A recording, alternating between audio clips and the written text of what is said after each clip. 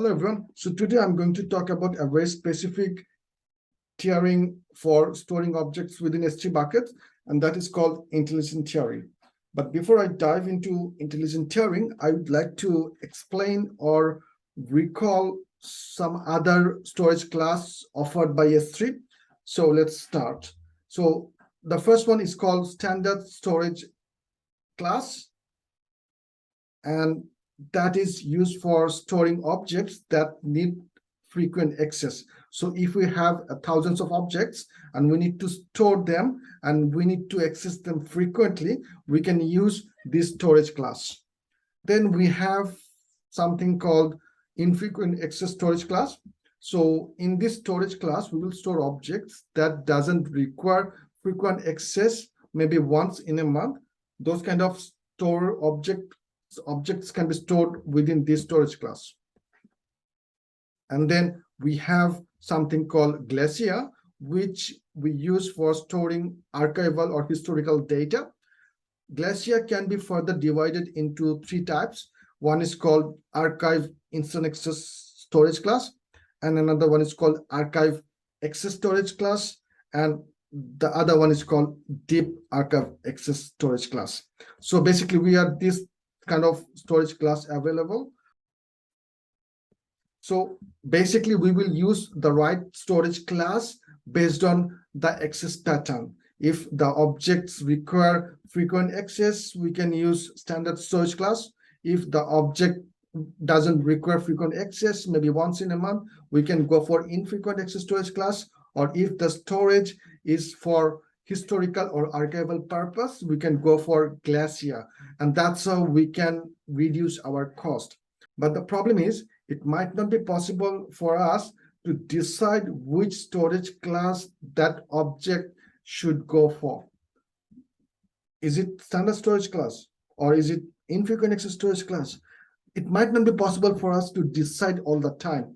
And to solve this problem, S3 comes with another storage class, which they call intelligent access storage class. So what intelligent access storage class will do, whenever we upload an object into S3 bucket, and if we choose intelligent access tiering for that object, so what intelligent access tiering will do, it will store the object into standard access tiering.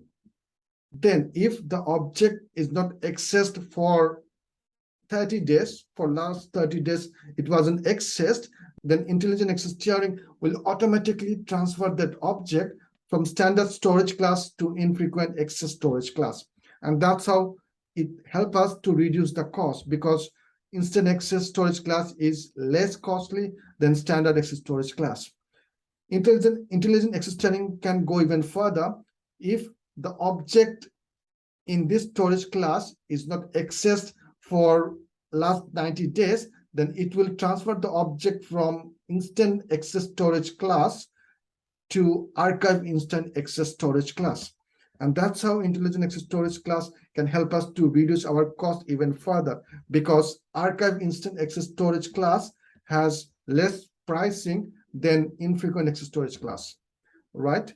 We can even go further. We can enable intelligent access tiering to reduce the cost by transfer the objects from infrequent access to archive access tiering if it's not accessed for last 90 days. So archive access tiering is even less costly than archive instant access tiering. Intelligent access tiering can do even more.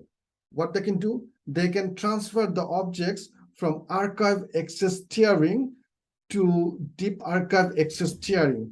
And that's how it can help us to reduce the cost even further. So long story short, intelligent access tiering is very helpful. It helps us in two ways. First of all, it will help us to decide dynamically which storage class is good for that objects. For some objects, the access pattern might change over times. And in those cases, intelligent access tiering will help us a lot. Second thing, intelligent access tiering can help us to reduce the cost by moving the objects from one storage class to another. In our case, it moved from standard storage class to infrequent access storage class.